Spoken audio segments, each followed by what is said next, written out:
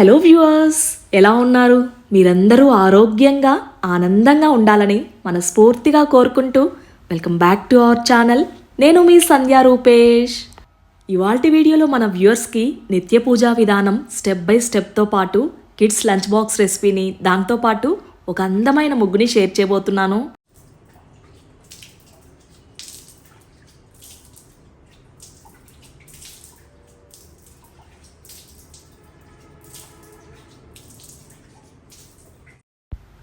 అటు ఇటుగా తెల్లవారుజామున 3:30 గంటలకు నిద్రలేచిన తర్వాత ముందుగా ఇంటిని శుభ్రపరచుకొని ఇంట్లోని పనులన్నీ చూసుకున్న తర్వాత ఇక్కడ ముగ్గును వేసుకుంటూ ఉన్నాను. నిన్నటి వీడియోలో అతి కష్టమైన నక్షత్రం ముగ్గుని ఈజీగా ఎలా వేసుకోవచ్చో బుక్లో వేసి చూపించాను కదా. చాలామంది మాకు హెల్ప్ అవుతుంది సంధ్య అని కమెంట్స్లో చెప్పారు. మీ అందరికి కూడా చాలా థ్యాంక్స్ అండి. నేను ఇంటి ముందు ప్రతిరోజు పెట్టుకునే ముగ్గుల్ని మీరందరూ ఇష్టపడడం నిజంగానే చాలా ఆనందంగా అనిపిస్తుంది. ముగ్గును వేస్తూ మీరు కమెంట్స్లో అడుగుతున్న డౌట్స్ అన్నిటినీ క్లియర్ చేయాలనుకుంటున్నాను. మన వ్యూవర్స్లో చాలామంది కమెంట్స్లో అంటూ ఉంటారు, ఇంటి ముందు అందంగా ముగ్గును వేసుకోవాలన్న ఇంట్రెస్ట్ ఉంది కానీ అసలు ముగ్గును వేయడం రావట్లేదు, ఏదైనా టిప్ షేర్ చేయండి సంధ్య అని. ముగ్గుల్ని బాగా వేసే వాళ్ళకి రంగోలీ పౌడర్ అంటే ముగ్గుపిండి ఉంటుంది కదా, దాంతో వేయడం చాలా సులువుగా ఉంటుంది. అయితే ముగ్గులు వేయడం రాని వాళ్ళ పరిస్థితి ఏంటి? ముగ్గుపిండితో వేయడం చాలా కష్టం అనిపిస్తుంది. ముగ్గు వేయడం రానివారు కూడా ఎక్స్పర్ట్స్ లాగా పెట్టడానికి ముందుగా ఇలా చాక్ పీస్తో ప్రతిరోజు ఇంటి ముందు ప్రాక్టీస్ చేసుకుంటే చక్కగా కొన్ని రోజుల తర్వాత ఆ రంగోలీ పౌడర్తోనే మనం డైరెక్ట్గా ముగ్గును వేసుకోవచ్చు. మనం చాక్ పీస్తో కూడా అందంగా ఎలా పెట్టుకోవచ్చో ఇవాల్టి వీడియోలో మీకు అందుకే షేర్ చేస్తూ ఉన్నాను. ఈ తెల్లవారుజామున ఇంటి ముందు కమలం ముగ్గును వేస్తూ ఉన్నాను. కాకపోతే రెగ్యులర్గా వేసే ముగ్గు కాకుండా కొంచెం కొత్తదనంతో ఉండేదే. నాకు చాలా ఇష్టమైన పనుల్లో ఈ ముగ్గును వేయడం కూడా ఉంటుంది. అందుకే ఎర్లీ మార్నింగ్ ఈ విధంగా వేస్తూ ఉంటే ఒక యోగా, మెడిటేషన్ చేసినట్లే అనిపిస్తుంది. ముఖ్యంగా ఆ చేసే పనిని ఆస్వాదిస్తూ చేసుకుంటాను. ఏదో హడావిడిగా ఏదో ఒకటి పెట్టేద్దాము అలా కాకుండా చక్కగా అందంగా పెట్టుకోవడానికే ట్రై చేస్తాను. అలా బ్రహ్మముహూర్త సమయంలో పెట్టిన ముగ్గు మనకు ఆ రోజంతా కూడా ఒక మంచి పాజిటివ్ ఎనర్జీ ఇస్తూ ఉంటుంది చూస్తూ ఉంటే. ఒక్క మాటలో చెప్పాలంటే ముగ్గును పెట్టిన మనకే కాదు, చూసే వాళ్ళకు కూడా ఆ పాజిటివ్ ఎనర్జీ వెళ్తుంది. తెలియని వాళ్ళకి చాలామంది అనుకుంటూ ఉంటారు, ఏంటి ఇంటి ముందు ముగ్గును వేసేస్తే పాజిటివ్ ఎనర్జీ వచ్చేస్తుందా అని. ఇది నేను చెప్తున్నది కాదు, శాస్త్రాలు కూడా చెప్తున్నాయి. తెల్లవారుజామున ఇంటి ముందు శుభ్రపరిచి చక్కగా ముగ్గును పెట్టడం వలన లక్ష్మీ అనుగ్రహం లభిస్తుందని. ఆ అనుభూతి ఎలా ఉంటుందో ప్రతిరోజు పెట్టే వాళ్ళకి చెప్పాల్సిన అవసరం లేదు. అయితే ఇంతవరకు పెట్టలేదు, అలవాట్లేదు అనుకునేవారు ఏదో ఒక రోజు మీకు ఫ్రీ టైం ఉంటుంది కదా, ఆ రోజున ఒకసారి ట్రై చేయండి. ఖచ్చితంగా ఆ డిఫరెన్స్ని మీరు కూడా ఫీల్ అవుతారు. మనకి ఈ సిటీ కల్చర్లో చూసినట్టయితే ఇంటి ముందు అంటే అపార్ట్మెంట్స్ ముందు వైట్ మార్బల్స్ కానీ టైల్స్ కానీ ఉంటుంటాయి కదా, వాటి మీద రంగోలీ పౌడర్ వేసినా సరే అంతగా కనిపించట్లేదు అని అంటూ ఉంటారు. ముగ్గు పౌడర్తో వేసినా సరే అందంగా కనిపించడానికి జేగూరు పొడి ఉంటుంది కదా, ఎర్రమన్ను, దాంతో అలంకరించవచ్చు. లేకపోతే కొన్ని పువ్వులు పెట్టినా సరే చాలా కలగా ఉంటుంది. స్పేస్ లేదని అనుకునేవారు చిన్నగా చాక్ పీస్తో వేసుకున్నా సరే సరిపోతుంది. నాకు తెలిసిన ఈ ఆప్షన్స్ని మీకు యూజ్ అవుతాయని మాత్రమే ఇక్కడ షేర్ చేశాను. మీ వీలును బట్టి చేసుకోవచ్చు. ఖచ్చితంగా ఇలానే చేయాలని ఏమీ లేదు. మన ఛానల్ని రెగ్యులర్గా ఫాలో అవుతున్న వ్యూవర్స్కి తెలిసిన విషయమే. ఎప్పుడూ కూడా నేను ఈ విధంగా చేసుకుంటున్నానని మాత్రమే మీకు షేర్ చేస్తూ ఉంటాను. ఏ విషయాన్నైనా సరే ఎర్లీ మార్నింగ్ లేవడం కానీ, అది పూజ విషయం కానీ. మన వీడియోస్ చూసి పూజ చేసుకోవాలన్న మోటివేషన్ మాకు వచ్చింది. చక్కగా ఎర్లీ మార్నింగ్ లేచి ఏదో మాకున్నంతలో చేసుకుంటున్నామని చాలామంది కమెంట్స్ చేస్తూ ఉంటారు. అయితే ఇంకొంతమంది చంటి పిల్లలు ఉన్న వాళ్ళైనా, లేకపోతే ఆరోగ్యం సహకరించిన వాళ్ళైనా, రెస్పాన్సిబిలిటీస్ వలన వర్క్ పరంగా తెల్లవారుజామున పూజను చేసుకోలేని వాళ్ళు కూడా ఉంటారు కదా. మరి అలాంటి వాళ్ళు బాధపడాల్సిన అవసరం ఉందంటారా?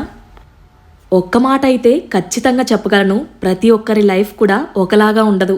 ఎవరి రెస్పాన్సిబిలిటీస్ అలాగే ఫ్యామిలీ సిచ్యువేషన్స్ వాళ్ళు ఉంటాయి. వేరే వాళ్ళు చేస్తున్నారు కదా, మనం చేయలేకపోతున్నాం అన్న బాధ ఎప్పుడూ ఉండకూడదు. ముఖ్యంగా మనం చేయవలసింది మన రెస్పాన్సిబిలిటీస్ని ఫుల్ఫిల్ చేసుకోవడం. ఉదాహరణకు ఇందాక చెప్పాను కదా, ఇంట్లో చంటి పిల్లలు అంటే నెలల పిల్లలు ఉంటారు. అలాంటప్పుడు పూజను చేసుకోవడం అస్సలు కుదరదు. పూజను అసలు చేయలేరు, చేయడం అసలు కుదరదు అని నేను చెప్పను. కానీ ఎందుకంటే మనస్సు, మార్గం రెండు ఉన్నట్లయితే ఖచ్చితంగా ఎవరైనా చేసుకోవచ్చు. ఇంకొకటి, మన ఇంట్లో ఎవరైనా అనారోగ్యంతో ఉన్నప్పుడు పూజను చేసుకుంటామా చెప్పండి? వాళ్లకు మనం చేసే సేవే దైవకార్యం అవుతుంది. ఇలాంటి కష్ట సమయంలో కూడా మనకు ధైర్యాన్ని, బలాన్ని, అలాగే శక్తినిచ్చేది ఏంటో తెలుసా? దైవం మీద భక్తి మాత్రమే. ఆ సమయంలో నువ్వు నీ కర్తవ్యాన్ని నిర్వహిస్తూ మనసులో దైవాన్ని తలుచుకున్నా సరే పూజ చేసినంత ఫలితం నీకు ఖచ్చితంగా లభిస్తుంది. అన్నింటికంటే మించి నీకొక మనోధైర్యాన్ని ప్రసాదిస్తుంది. ఎవ్వరు ఉన్నా సరే లేకపోయినా సరే సహాయపడేవారు. ఇప్పుడు మీ అందరికీ ఇది చెప్పగలుగుతున్నానంటే వీటన్నింటినీ నేను ఫేస్ చేసిన దాన్నే. ఇప్పుడు మీ ముందున్న సంధ్య చక్కగా ఇంటి ముందు ముగ్గులు పెట్టుకుంటూ హ్యాపీగా ఫ్యామిలీతో ఉంది అని అనుకుంటున్నారు కదా. అయితే కష్టాలన్నీ అనుభవించిన దాన్ని నేను కూడా. వచ్చిన కష్టాన్ని నువ్వు అధిగమిస్తే ఖచ్చితంగా నీ వెంట సుఖం ఉంటుంది. ఆ శక్తి మనకు దైవమే ప్రసాదిస్తాడని నేను గట్టిగా నమ్ముతాను. మన ఛానల్లో స్పెషల్గా పెద్దవాళ్లతో పాటు మిడిల్ ఏజ్ వాళ్ళు, అలాగే ప్రజెంట్ జనరేషన్ చాలామందే ఉన్నారు. మాకే లైఫ్లో కష్టాలన్నీ వచ్చేసాయని అనుకునేవారు కూడా బోలెడంత మంది ఉంటారు. ఆ సమయంలో నీ కష్టాన్ని తీర్చేవారు కాదు, అసలు మాట సాయం కూడా చేసేవారు లేకపోయినా సరే స్వామి అమ్మవార్ల తోడు నీకు నిండుగా ఉంటుంది. అదే నిన్ను నీ కష్టాన్నించి బయటపడేస్తుంది. ఎటువంటి పరిస్థితుల్లోనైనా సరే మనోధైర్యాన్ని కోల్పోకూడదు. ఈరోజు మీకు షేర్ చేయడానికని ఇలా చాక్ పీస్తో వేసుకొని అందంగా ఎర్రమన్నుతో అలంకరించి ఇలా ముగ్గును వేసుకున్నాను. ఈరోజు కమలం ముగ్గు చాలా అందంగా వచ్చింది. ఒకసారి తడి ఆరిన తర్వాత ఎలా ఉంది ఏంటనేది చూపిస్తాను. ఇలా ఎర్లీ మార్నింగే ఇల్లంతా మాప్ పెట్టేసుకొని అన్నీ కూడా ఎక్కడవక్కడ ఆర్గనైజ్ చేసేసుకుంటాను. ఎక్కువ సమయం నాకు ఉంది అనుకుంటే కనుక యోగా, మెడిటేషన్కి కొంత టైం స్పెండ్ చేస్తాను. ఇలా ఇంట్లో పనులు అయిన తర్వాత శుచిగా స్నానం చేసి పూజ పనుల్లోకి వచ్చేస్తాను. ముందు రోజు ఉపయోగించిన పుష్పాలన్నింటినీ నిర్మాల్యం చేసిన తర్వాత మనకు పూజా సామాగ్రి శుభ్రపరచాల్సి ఉంటాయి కదా, వాటన్నింటినీ తీసి వాష్ చేసుకుంటాను. పూజా పీఠాన్ని అలాగే పూజా స్థలాన్ని ఒకసారి తడిబట్టతో శుభ్రపరుచుకుంటాను. నేను ప్రతిరోజు ఫాలో అయ్యే విధానం ఇదే. ఎందుకంటే ప్రతిరోజు ఇంటిని మాప్ పెట్టుకుంటాం కదా, అదే విధంగా అంతకంటే శుభ్రంగా పూజా స్థలాన్ని చూసుకుంటాను.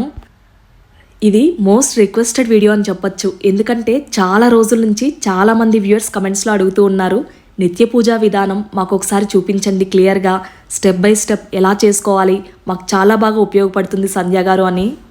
కొత్తగా పెళ్ళైన వారు ఉంటారు, అలాగే వారాలు చేసుకుంటారు కదా, వారంలో ఏదో ఒక రోజున వారిలో కూడా నిత్య పూజను మొదలుపెట్టేవారు ఉంటారు. అలాగే ఇంట్లో పెద్దవాళ్ళు లేని వారు కూడా ఉంటారు కదా చెప్పేవాళ్ళు. అలాంటి వాళ్ళకి ఖచ్చితంగా ఉపయోగపడుతుంది అనుకుంటున్నాను. ఇలా పూజా స్థలాన్ని శుభ్రపరచడం అన్నది మన డైలీ రొటీన్లో ఒక భాగమైపోవాలి. అలాంటప్పుడే మనం ప్రతిరోజు కూడా చేసుకోగలం. చాలా వరకు పూజా స్థలాన్ని ప్రతిరోజు శుభ్రపరచడం కుదరని వారు, అలాగే అలవాటు లేని వారు కూడా ఉంటారు. వారంలో ఒక్కరోజు తుడుచుకుంటూ ఉంటారు. అలా కాకుండా ప్రతి నిత్యం కూడా శుభ్రంగా ఉంచుకోవడం వలన మన పెద్దవాళ్ళు కూడా చెప్తూ ఉంటారు కదా, శుచి శుభ్రత ఎక్కడుంటుందో లక్ష్మీదేవి అక్కడ తిష్ట వేసుకుని కూర్చుంటుంది అని. మన లైఫ్లో ఏ పని చెయ్యాలన్నా సరే ఒక ప్రియారిటీ ఉండాలి. చాలా వరకు మనం గమనిస్తే ఉద్యోగస్తులైనా సరే ఇంట్లో ఉన్న వాళ్ళైనా అందంగా రెడీ అయ్యి కొత్త బట్టలు వేసుకోవడానికి చాలా వరకు ఇష్టపడుతూ ఉంటారు కదా, అది వాళ్ళ ప్రియారిటీ. అలాగే మనం పూజ విషయంలో కూడా ఒక ప్రియారిటీగా తీసుకుంటే చక్కగా పనులన్నీ కూడా ఇష్టంతో చేసుకోవచ్చు. మన ఆరోగ్యం సహకరించినంత వరకు ప్రతి నిత్యం కూడా తెల్లవారుజామున ఈ విధంగా చెయ్యాలంటే ఖచ్చితంగా దీని వెనుక ఉండవలసింది సెల్ఫ్ డిసిప్లైన్. ఆ సెల్ఫ్ డిసిప్లైన్ నీ లైఫ్లో గోల్ని అచీవ్ చేయడానికి చాలా బాగా హెల్ప్ అవుతుంది. ఇది నా ఒక్కదాని మాట కాదు, సక్సెస్ పీపుల్ బోలెడంతమంది చెప్పినదే. ఖచ్చితంగా ఒక మంచి విషయాన్ని నువ్వు అలవాటు చేసుకుంటే అది మంచి పాజిటివ్ రిజల్ట్స్నే ఇస్తుంది. చూస్తున్నారు కదా, స్వామి అమ్మవార్ల అలంకరణకు కావాల్సిన పుష్పాలన్నింటినీ ఇలా ఒక ట్రేలో ఏర్పాటు చేసుకుంటాను. నిత్య పూజకి తెల్లవారుజామున పువ్వులు దొరకడం కష్టం కదా, అందుకే ముందుగానే వీటన్నింటినీ ఫ్రిడ్జ్లో స్టోర్ చేసుకుంటాను. పువ్వులు తాజాగా సువాసనలు వెదజల్లుతూ కనీసం 2-3 రోజులైనా ఉంటాయి. ప్రతిరోజు కూడా ఇలా చామంతులు, మల్లె పువ్వులు, రోజా పువ్వులు ఇవన్నీ పెట్టాలా? ఒకవేళ లేకపోతే ఏం చెయ్యాలి? ముందుగా బాధపడకూడదు. చక్కగా ఉన్న వాటితోనే, ఏ పువ్వులు లేకపోతే అక్షింతలు ఉంటాయి కదా, వాటిని చక్కగా సమర్పించి పూజను చేసుకోవచ్చు. పూజ ఎప్పుడూ కూడా మనస్సర్పించి చేయాలి. పూజా సామాగ్రి ఏది ఉన్నా లేకపోయినా సరే పూజను చేసుకోవచ్చు. ఒక దేవుని చిత్రపటం అలాగే ఒక చిన్న మట్టి ప్రమిద, ఈ 2 ఉన్నా సరే పూజ కిందకే లెక్కొస్తుంది. చక్కగా దీపారాధన చేసుకుని నమస్కరించుకుంటే మనకున్నంతలో ఎప్పుడూ కూడా చేసుకోవాలి. ఇవన్నీ పక్కన పెడితే చక్కగా ఎవరి ఆసక్తి వాళ్ళకు ఉంటుంది కదా, ఆ ప్రకారం చేసుకోవచ్చు. ఇలా దీపారాధనకు అన్నీ కూడా సిద్ధం చేసుకున్న తర్వాత లక్ష్మీ అమ్మవారి ముందు సహస్రదళ పద్మ ముగ్గు వేస్తూ ఉన్నాను స్టెన్సిల్ని ఉపయోగించి. ఇందాక చెప్తూ ఉన్నాను కదా, స్టెప్ బై స్టెప్ ప్రతిదీ కూడా క్లియర్గా చెప్తాను అని. ముందుగా అలా పూజా స్థలాన్ని శుభ్రపరచుకున్న తర్వాత కామాక్షి దీపం ఉన్నట్లయితే ప్రతిరోజు శుభ్రపరచాల్సిన అవసరం లేదు. చక్కగా ఒక పొడి బట్టతో తీసుకుని శుభ్రపరిచి దీపారాధనకు నూనెను వేసి అలాగే 2 లేదా 3 వత్తులను దీపారాధనకు ఉపయోగించాలి. ఇకపోతే దీపారాధనకు నిత్యం కూడా కొబ్బరి నూనె, నువ్వుల నూనె అలాగే ఆవు నెయ్యిని ఉపయోగిస్తే చాలా మంచిది. ముఖ్యంగా పూజనాచరించే స్థలంలో ఒక చిన్న ముగ్గునైనా సరే బియ్యపిండితో పెట్టుకుంటే చాలా మంచిది. దీపాన్ని నేరుగా అగ్గిపుల్లతో కాకుండా అగరబత్తులతో కానీ లేదా ఏకహారతితో కానీ వెలిగించాలి. ఏకహారతిలో ఒక వత్తినే వేసి వెలిగించుకోవాలి. ఇక్కడ చూస్తున్నారు కదా, ఇప్పుడు ఆ ఏకహారతితో దీపాన్ని వెలిగించుకోవాలి. ఇలానే ఏకహారతితో వెలిగించాలని లేదు కానీ ఎవరి వీలును బట్టి వాళ్ళు చేసుకోవచ్చు. కాకపోతే ఇలా ఏకహారతితో దీపాన్ని వెలిగించడం అన్నది మనం స్వామి అమ్మవార్లకిచ్చే గౌరవం లాంటిది.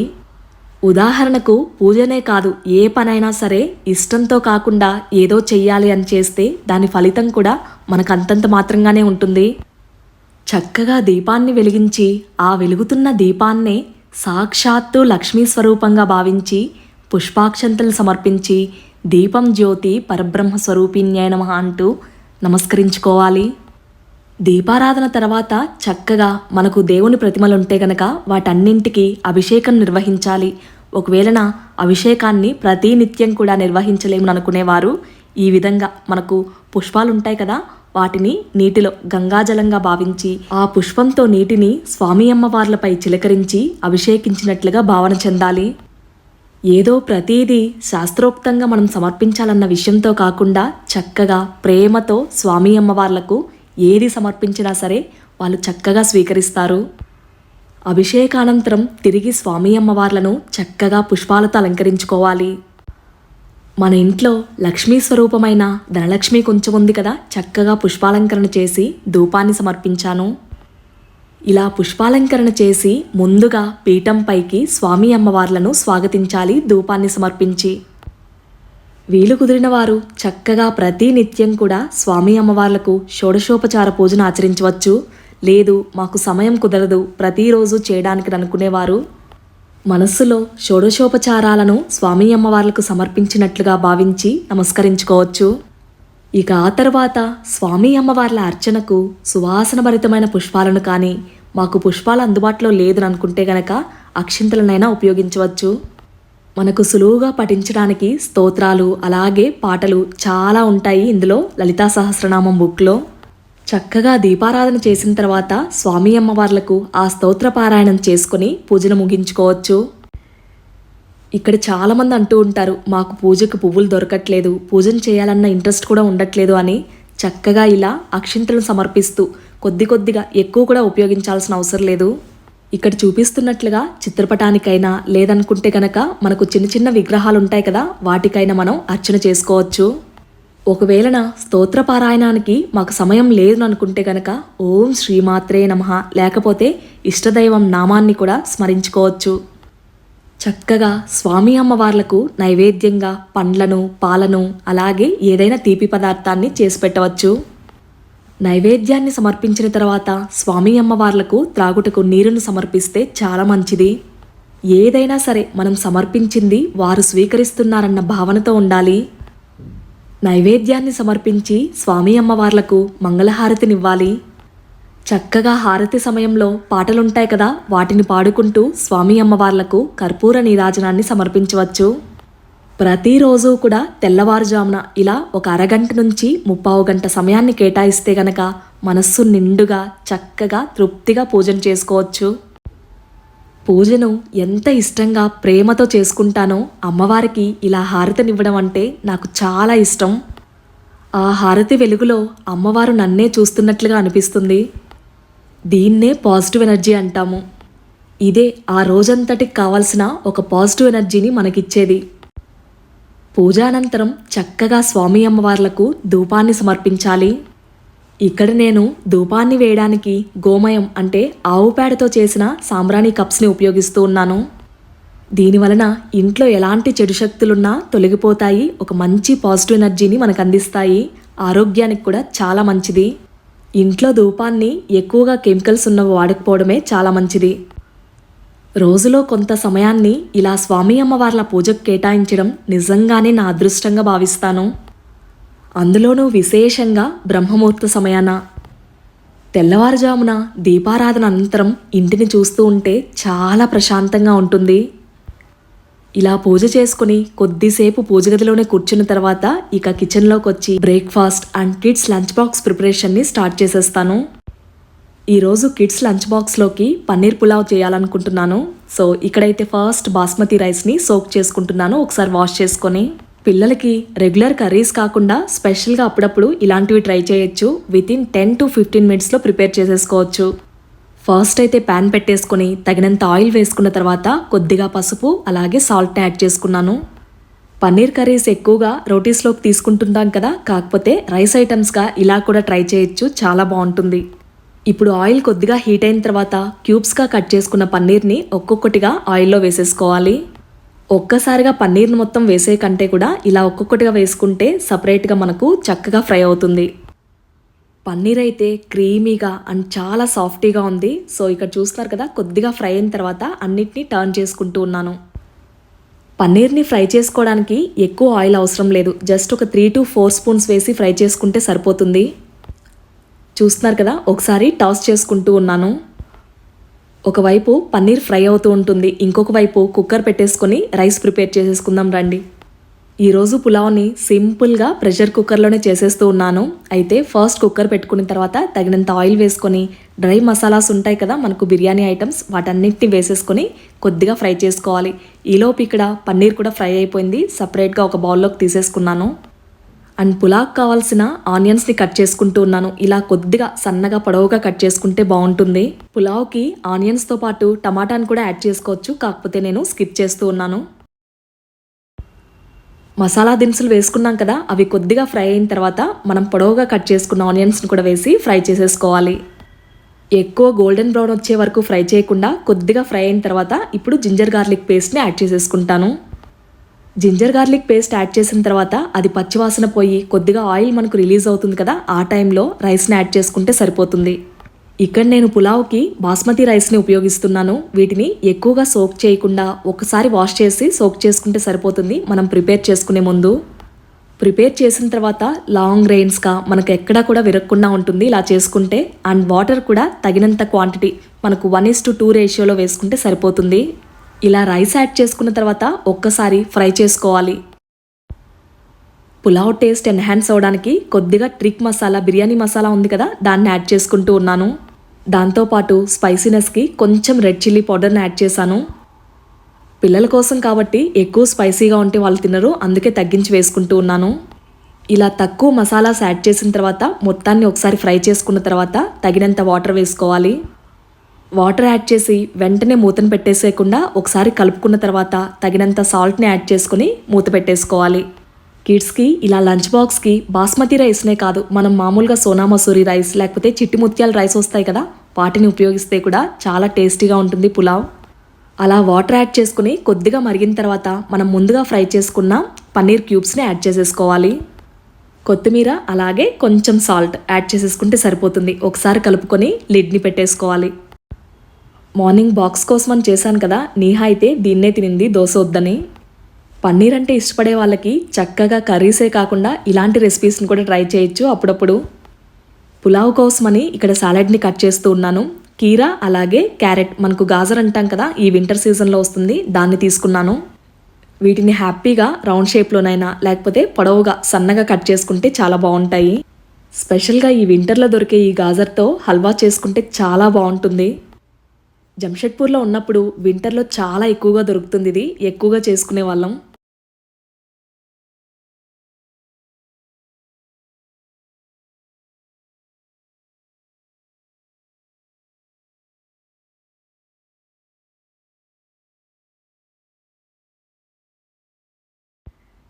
నేను వీటిని కట్ చేసుకునే లోపు మనకు పులావ్ కూడా రెడీ అయిపోయింది.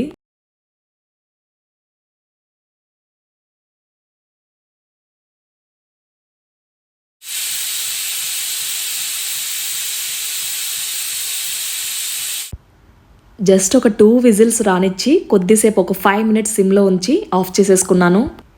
ఇక ఆ తర్వాత లిడ్ తీసేసి మనం సర్వ్ చేసుకోవడమే. ఫస్ట్ ఇక్కడ బాక్స్లోకి క్యారెట్స్ అలాగే కుకుంబర్ని యాడ్ చేసేస్తూ ఉన్నాను. వెజిటబుల్స్ అంటే ఇష్టం లేని పిల్లలు కూడా కొంచెం ఫుడ్ ఇలా టేస్టీగా ఉంటే హ్యాపీగా మొత్తాన్ని తినేస్తారు. ఇప్పుడైతే లిడ్ ఓపెన్ చేసేద్దామా? ఓపెన్ చెయ్యంగానే ఎంత మంచి స్మెల్ వస్తుందో చూస్తున్నారు కదా. పర్ఫెక్ట్ వాటర్ క్వాంటిటీ వేసుకుంటే పులావ్ ఎంత పొడి పొడిగా ఉందో. లంచ్కైనా డిన్నర్లోకైనా అప్పటికప్పుడు ప్రిపేర్ చేసేసుకోవచ్చు. ఒకసారి మీరు కూడా ట్రై చేయండి.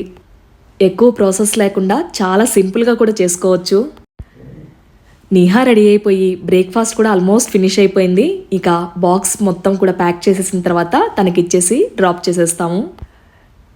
ఇవన్నీ రెడీ చేయడం నా డ్యూటీ అయితే తనని డ్రాప్ చేయడం రూపేష్ తీసుకుంటారు. తెల్లవారుజామున చాక్ పీస్తో ముగ్గును పెట్టినప్పుడు తడితో కనిపించలేదని చెప్పాను కదా. ఇప్పుడు చూడండి ఎంత అందంగా ఉందో ఇంటి ముందు. రూపేష్ కూడా ఆఫీస్కి రెడీ అయిపోయారు. తన బ్రేక్ఫాస్ట్ కూడా ఫినిష్ చేసేసుకున్నారు. ఇప్పుడు బుజ్జుబంగారాన్ని లేపుతున్నాను స్కూల్కి టైం అయిందని. మార్నింగ్ ఈ ఏజ్ పిల్లని లేపడం చాలా కష్టం అనిపిస్తుంది. కాకపోతే వన్స్ లేచిన తర్వాత బాగా యాక్టివ్ అయిపోతుంది. ఎవ్రీడే వాళ్ళ నాన్నకు బాయ్ చెప్పడానికి కరెక్ట్ టైంకి లేచేస్తుంది.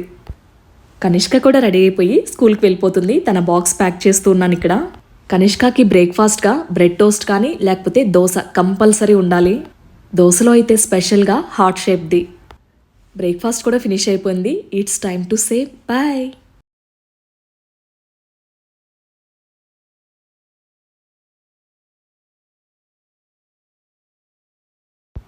సో చూసారు కదా, ఎర్లీ మార్నింగ్ 3:30 నుంచి 9 o'clock నా రొటీన్ని మీ అందరికీ నచ్చింది అనుకుంటున్నాను. అలాగే ఈ వీడియోలో షేర్ చేసిన నిత్య పూజా విధానం మీ అందరికీ ఉపయోగపడుతుందని ఆశిస్తున్నాను.